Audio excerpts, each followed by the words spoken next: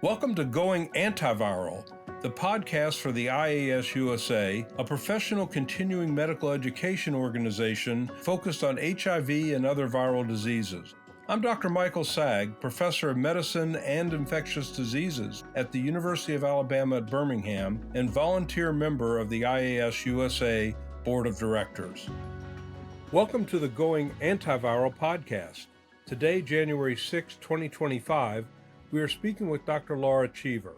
Until recently, Dr. Cheever was the Associate Administrator of the HIV/AIDS Bureau at the Health Resources and Service Administration, or HRSA.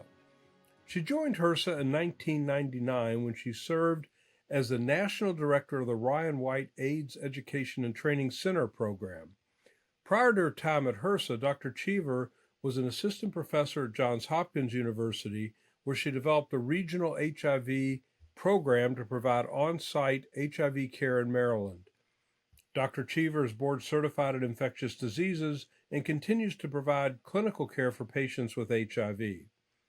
In 2020, the International Antiviral Society USA awarded an IAS-USA Lifetime of Leadership Award to Dr. Cheever for her tremendous impact on the fields of HIV education and policy. Today, Dr. Cheever joins us to provide reflections on the role of HRSA in the care of people with HIV. Dr. Cheever, welcome to the podcast. Thanks so much for having me.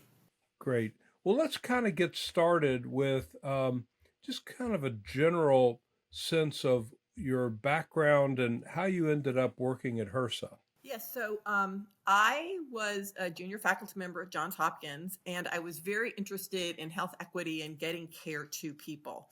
This is in the early 1990s. The new antiretrovirals were just coming out, and I could see people's lives being saved if we could get them to patients who weren't getting them. At the same time, I was doing a lot of patient education. I was part of the AIDS Education and Training Centers there, which was a sub-recipient.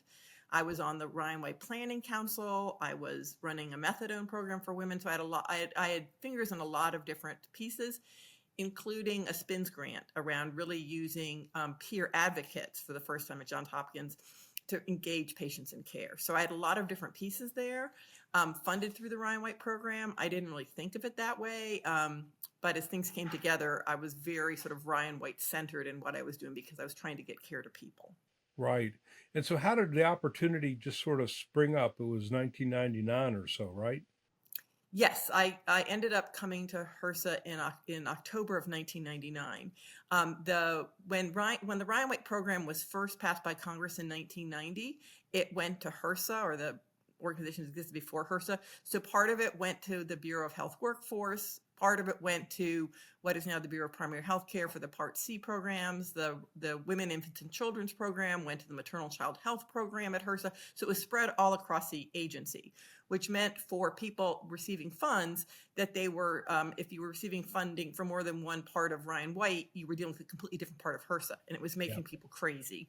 Right. So they had consolidated them all into one bureau right before I came. So I was recruited. They were looking for a new head of the AIDS Education and Training Centers program, and I had been pretty vocal about things I did not think were going well in the program. So when they asked me if I wanted to come, I was like, not really, because I don't think that program's working the way I think it needs to. Like, oh, no, we're revamping it. So I was sort of brought in because they had a new vision, right? After 96, with the advent of antiretrovirals, we really needed more providers to know what they were doing.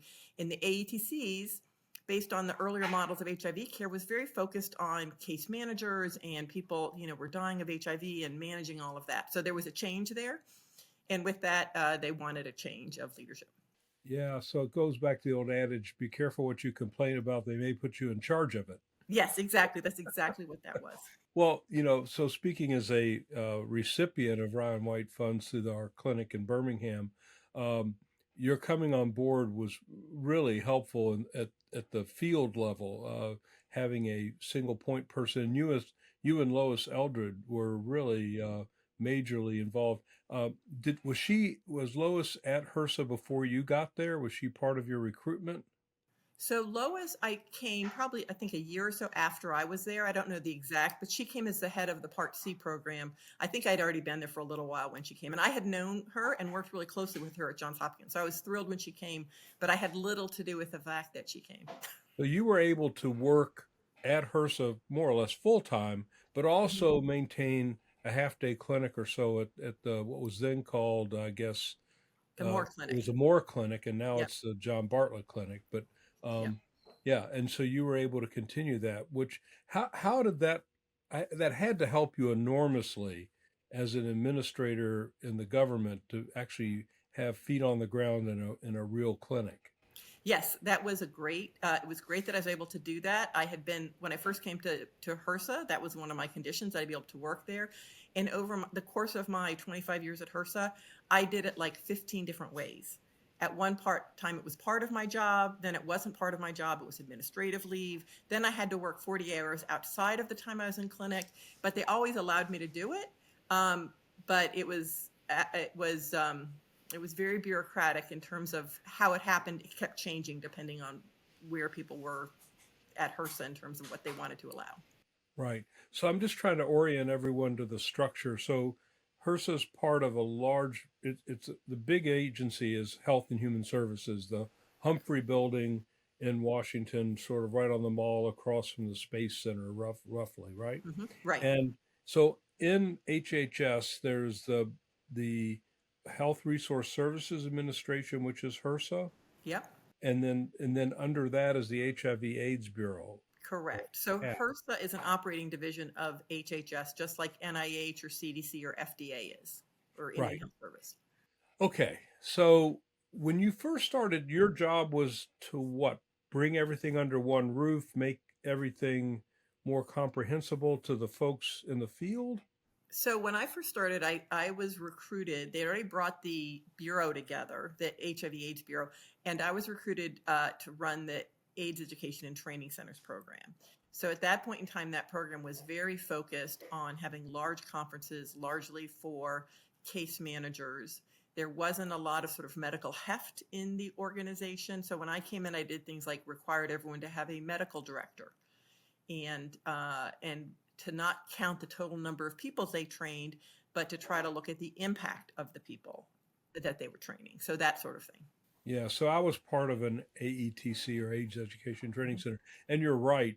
A lot of it was just counting numbers of people in seats. And I'm like, this isn't doing it. You've got to understand what the content was and how well it's being received and that type of thing. So that was an important change. Um, you and I worked starting soon after then, about Mhm. 2004 or so, five, working on the Ryan White annual clinical update. And that was a large meeting that every Ryan White clinic was invited to send representative or two, usually physician or nurse practitioner level folks, some pharmacists. Um, from your end, how did you develop that program before even I got involved? What was the thinking behind that, the clinical program? Yeah, so when it first started, it was really work that Lois Eldred had done when she was in charge of the Ryan White Part C program. So that was to make sure that the Ryan White Part C providers, which is funding directly to clinics, that they were able to coordinate and talk to other people that were in similar situations to them. So a lot of those programs were small. They might have had 100 patients or 50 patients in a clinic of several thousand people without HIV, and they were running up against all sorts of challenges. So they wanted to sort of talk to each other to figure out how they were managing HIV care, particularly with the advent of those highly active antiretrovirals and keeping people in care and all the toxicity of the medicines and all the issues around adherence and all of that, how they were doing it. So that's what was first started. And then I came in, as you said, a few years after it had already gotten sort of its feet on the ground. Yeah. And one of the advantages of that meeting was not only was it educational, it's usually at that time was a full day kind of meeting with topics covered, what's new in HIV medicine, but the breaks and the sidebar conversations really was where a lot of the value was. Right, and meeting experts. So these people were often, they still are, like they are the expert in Northern Kentucky, right? They're the person that everyone in their community goes to when they've got questions about HIV testing or prevention or anything, post-exposure prophylaxis. They come to them.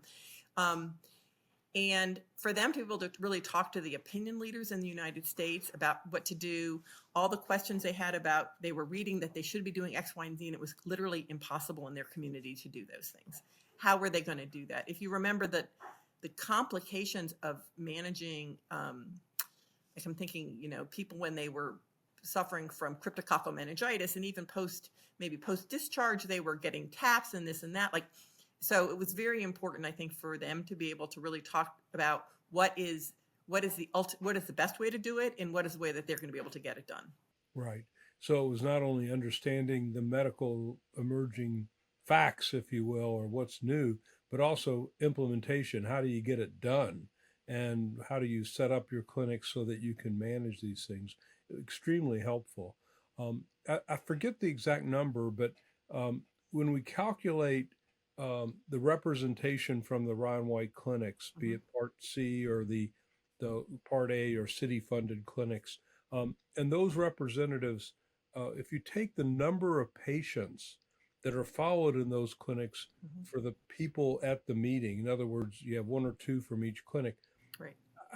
It was a large number of total patients in the United States whose clinics were being represented. Do you remember what that number is or was? So when we've done those calculations, it's about 300,000 patients. So if there are, about 1 million people in care in the United States, maybe a little bit less than that, it's like a third. So it is a huge impact. Across the Ryan White program, we provide services to about half of all the people with diagnosed HIV getting medical care. Yeah.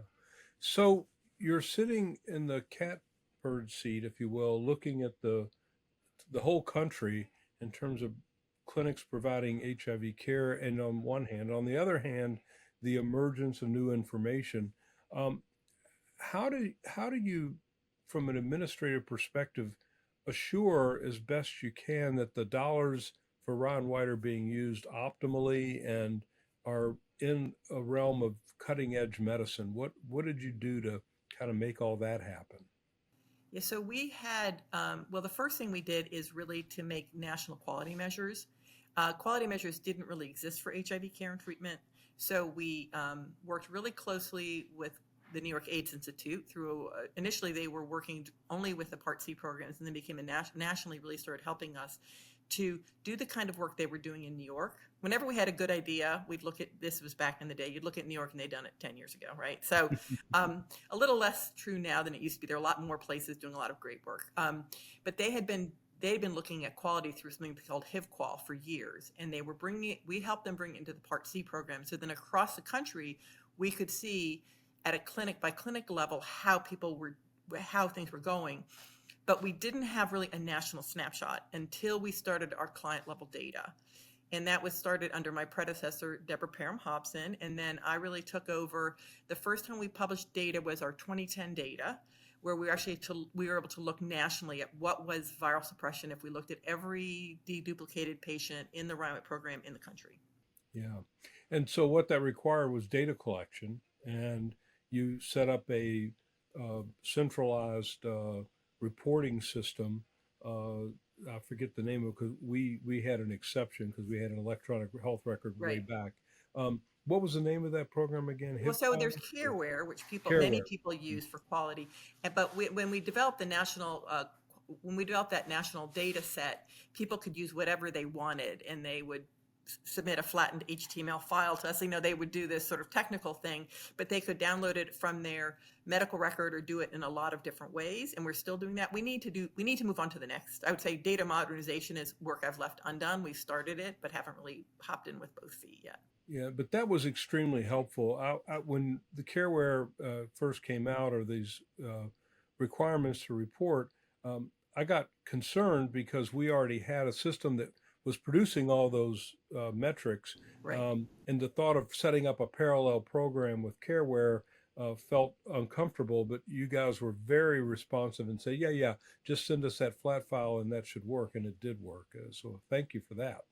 Yeah, it's really, it's been important to have CAREWare, I think, as a sort of um, free software for people, particularly like some jurisdictions. They use it so that when someone comes in anywhere in the Ryan White program, people know what data they've had. They don't have to say they're qualified for Ryan White. None of that. They can really link across their entire organization. And I think that's actually the most important part of CareWare today is the ability to use it at a level of a city or a state. Yeah, I agree. And so one of the things about the quality metrics, most often it's totally in alignment with outstanding clinical care. But as guidelines change, for example, sometimes it used to be required that you had to have, I don't know, a CD4 count every 6 months or so. But then the guidelines came out and said, wait a minute, if viral load's suppressed consistently, Mm-hmm. there's no reason necessarily to continue spending the money um, on a CD4 count because it's not really going to change care. So, how to give me an example of how you all used the changing guidelines to change what your directions were to the clinics? Well, I'm really excited that in our law, the law that governs the Ryan White program, it actually says you're going to provide care consistent with the HHS treatment guidelines. So as those changed, we could require people to change their, as the minimum requirement, it would be whatever the guidelines said to do. So Yeah. when the guidelines would change, we would advertise that and change our quality measures. The challenge we have is individual jurisdictions, like the city of X or Y might have a whole system set up where CD4 count is every 6 months, and they are not going to go in and change that. So they make requirements that are beyond what the guidelines currently say, and we don't have any sort of authority to tell them not to do that other than it's burdensome. I think it's worth, you just said something I think it's worth folks understanding. So there's a difference between law, that is what Congress passes, and those are mandates that you can't mess with. And then there's regulations, if you will, or Mhm. guidance that the administrators at HRSA and elsewhere can, in the spirit of the law, make direction. So, can you make a distinction between that? Maybe give us an example of what the law said and what you were able to do as an administrator. Yes. So, for example, the law would say, I'm trying to think of a good example. There's so many examples. The law says that there are certain kinds of services that we can provide in the Ryan White program. And then we can go underneath that and say, this is what we're talking about here. So, for example, services, they can provide legal services or other professional services. So we said, well, yeah, you can provide legal services, and that can include things like um, uh, getting people's record expunged. So if someone has a felony conviction, which stops them from getting housing and other things, you can use your Ryan White resources to help them change that and go back to court and get that off their record so they can have access to these services, that sort of thing. Yeah, I'm glad you use that as an example because it's a comprehensive care model, and in a lot of ways, I wish that we had a Ryan White care program for everybody in outpatient care. It's just really effective, and it helps provide truly comprehensive care services ranging from not just case management and psychosocial support, but these other issues that kind of crop up here and there. And the notion that the Ryan White Care Program is to fill a gap. If it's not to just take over all care, somebody has insurance, you use that. But if there's a gap in that insurance or creates a hardship, then the Ryan White Care Act can interact there. And I'm sure from your perspective that it's a good program to be aligned with and to try to implement just from the good that you do. Yes, I've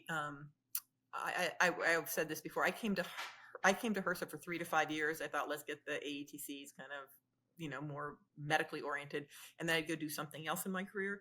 And it is so exciting because every community around the country does their own planning. We at HRSA do not tell people how to plan and how to prioritize where they spend money, as long as it's consistent with the law. Um, but they can spend money both on medical services and these other support services that poor people need to wrap around in order to get into care and stay in care. And it is so exciting to watch people do this in a number of different ways across the country. Yeah. One of the things I want to get to, and you're now officially out of government, Mm-hmm. you retired as of the end of December. This is the first part of January 2025. Um, but I'm going to make a statement and maybe you can embellish it. But Hmm. I've never worked in government, but I worked with a lot of people in government like you. And there's a lot of folks. It could be at FDA, CDC, NIH, HRSA, et cetera. And what I hear in the community and on social media is that the government's too bogged down in bureaucracy, and the bureaucrats, which would in essence be the people who work for the government, Hmm. are wasting a lot of our money. I didn't see that. I saw the opposite. I saw the administrators and the so called bureaucrats doing enormous work that helped us provide the care that we needed in the case of HRSA, but helped us do a lot of things over the years. And it always irritated me to hear in a derogatory way people refer to folks working as government as bureaucrats. You were there for 25 years. How would you describe the work that your colleagues, just at least at HRSA, operated and did their job every day? Yes, well, just to start with the bold numbers. So within the Ryan White program, it's a $2.4 billion program. We have about 200 people working at HRSA to help get that money out the door, following all the processes, to look at the administration of it, to make sure that the money is being spent consistent with the law, which is what we're supposed to do as federal employees, and then to provide that kind of technical assistance. So people come to the HIV/AIDS Bureau and to HRSA in general because they're really passionate about providing care to people. People aren't there by accident. They're not sort of biding their time. They are really very committed. Um, and you know, people go above and beyond every single day at HRSA to make it work for for the people that they're helping, like the University of Alabama, Birmingham, and other clinics. They're going above and beyond every day to make that work really well. Now, at times, there are sort of things that happen that aren't quite right, and we go endeavor to fix them really quickly. Um, but I have been really amazed at the quality of people that work at HRSA in their commitment to their work. One of the things that at least I get a little bit worried about, everyone's concerned about balancing the budget, and there are Mhm. certain things that won't get cut, like defense spending and Social Security, probably, and Mhm. Medicare, Medicaid. But the so-called expendable, according to some budget Mhm. cutters, funding, they look as fair game. So if suddenly the HRSA budget was cut in half, a lot of that, besides the patient care stuff would go, but let's say they forced you as an administrator to get rid of half of your staff, just Mhm. like that. Mhm. What would that look like from your perspective if suddenly you're told, you can't have the people anymore to implement what you're supposed to do? Yes, so I would be concerned about when we look at turnover. Most of our funding, if I should start, goes to states to fund the AIDS Drug Assistance Program, ADAP. That's about $900 million of the 2.4 billion. So, but the funding, and then the second largest chunk of money goes to large cities that are heavily impacted by HIV. So people that work at the states and now at cities turn over quite a bit. So many of those staff do not have very much experience with how to actually run these programs. So they rely heavily on us and some of our technical assistance providers to help them make their programs run right. When their programs aren't running right, we end up with issues like ADAP waiting lists, or people not being sure how their ADAP budget is going to last through the entire year.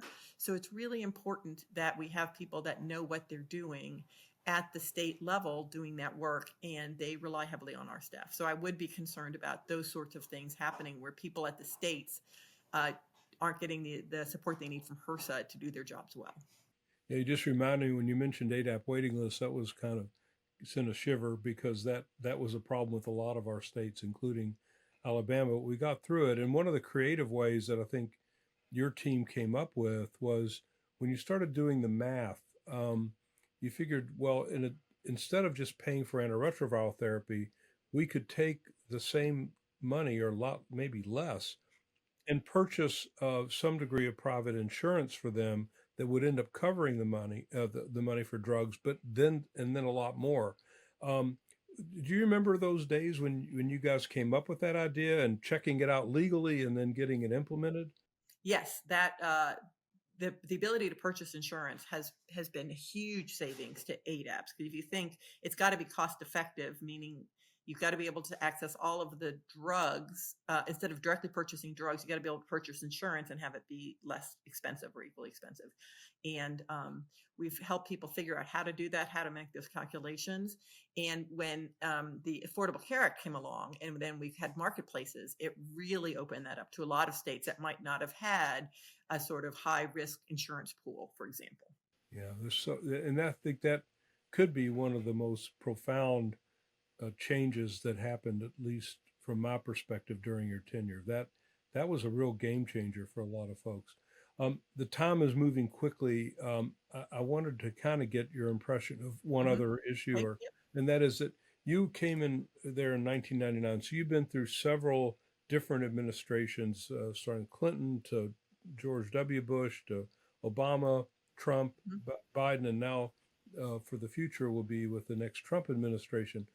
Could you tell a difference when you went from when the agency, the whole HHS in essence, went from one administration to another? Did you feel that at the level where you were working? Yes. So definitely it's sort of like when your boss changes. If your boss changes, you're going to know there are a different set of priorities and there's different ways of talking about things. I think there have always been great opportunities in every administration. Our day-to-day work has been largely buffeted by the fact that we have authority. So I always tell people, if you're going to work in government, you need to have authority, which means we have a law that tells us what we're going to do.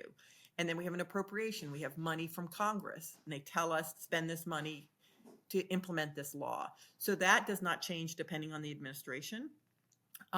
What has changed over time is really, I think, been a little bit more on the side of Congress when the Ryan White program's been reauthorized, as Congress has different focuses. Like if your focus is the focus is going to be on oversight, for example, parts of the law will change. It'll be more on oversight. There was a time where Congress was worried about the program not being medical enough, or was there too much money being spent on some of these support services? So they added a 75% requirement for core medical services, where you had to spend 75% of your money on these medical issues, including medical case management. So things like that would change, but our biggest changes, or these other changes you just mentioned, things like the Affordable Care Act. One of the things I'm most proud of is that without changing the Ryan White law at all, we made it work really well with the Affordable Care Act. We were able to connect community, people like the Part C clinics, directly to CMS. So as parts of that weren't working with the Ryan White program, we could figure it out quickly and change what you're talking about, either regulations or policies on the CMS side, to make sure that the Affordable Care Act was going to work with the Ryan White program and vice versa. Yeah, well, you just answered my next question, which was, what are you most proud of? And that's a great accomplishment. What do you think, if you had had more time, you would have done, implemented or done a little differently? So since we first published our client level data in 2010, when we look at that was the viral suppression rate was about 69.5%. It's now over 90%. Amazing. So we've made huge progress, very exciting. We used implementation science. We provided people support. But we know that when you look at the jurisdictions, most jurisdictions have a viral suppression rate of 65%. And the difference between 65 and 90 is if people are diagnosed and not in care. So how can we get more people that are diagnosed and not in care into the Ryan White program? And we've been working on that, something we call the Ryan White Program 2030. We know through the work we've done with the Ending the HIV Epidemic money, we can do this. Jurisdictions have been really successful in reaching people out of care, but it means developing really new systems of care. The current system hasn't worked for them. We need a new system. And that is left undone for me. And it's been a real shift in focus for us in the last 2 years. But we're really just getting our foothold now, and we need to do more. Yeah, I agree. And it does take a little creative thinking to get that extra 5 or 10% of people who keep drifting in and out of care, and creative approaches like going to the neighborhood or the region where somebody lives and bringing the clinic to them is one option that I've seen used, and having flexible clinic hours. Glenn Treisman, a colleague of yours at Hopkins, has what he calls Carpe Diem Clinic, where I think it's Tuesday mornings or Monday afternoon, whatever, where any patient who he's followed just knows they can show up and be seen. Right. It's that 1/2 day clinic, but trying to meet people where they are and what their needs are.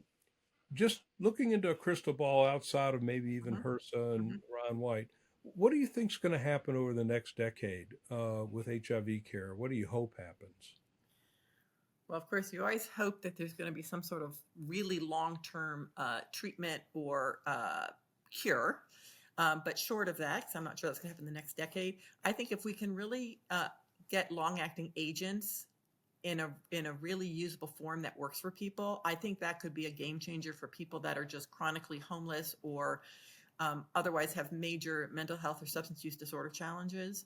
That if we can capitalize on those, and it looks like we've got several that are coming along, that might be even every 6 months, I think that'll be a game changer. It does mean having different systems of care than we currently have, because a lot of current Ryan White programs are really challenged even by long-acting agents that are every 2 months. So I'm really hopeful for that as the first thing, and people with HIV are going to continue to age, and we're going to have a lot of issues around models of care. I mean, my goal is that you don't have any young people with HIV anymore. They're all old people, right? So, but what are those models of care going to look like for really older people with HIV? I think we don't know that yet. So I'm excited to see what that's going to look like. That's great. Well, as I knew it would happen, our time has moved very quickly, and we're going to have to wrap up. But thank you so much, Laura, for being with us. But more so, thank you for doing all that you did to help the Ryan White Care Program and HRSA and HAB work so well for the patients, for sure, but also for the docs and the clinics that provide the care to the patients. You've been a rock for all of us and a constant, steady resource that we're all very grateful for. So on behalf of all those folks, thank you for what you've done, and thanks for being on the program with us today. Great. Thanks so much for having me. It has been such a privilege to lead the Ryan White program over the last 25 years or so. And I look forward to what happens next within the program. Great. Thanks again. Thank you for listening to this episode of Going Antiviral. Catch up on earlier episodes wherever you listen to podcasts, and check out the video versions of this episode and others on the IAS-USA YouTube channel. You can find these links in the show notes, or simply go to YouTube and search for IAS-USA, and there they are. Be sure to subscribe, rate, and review Going Antiviral on Apple Podcasts. This podcast is for informational and educational purposes only and is not intended to serve as medical advice. Opinions expressed in this podcast do not necessarily reflect the opinions of the IAS-USA or its affiliates. If you have a question you'd like answered on the show, you can send it to podcast@iasusa.org to be answered in a future episode.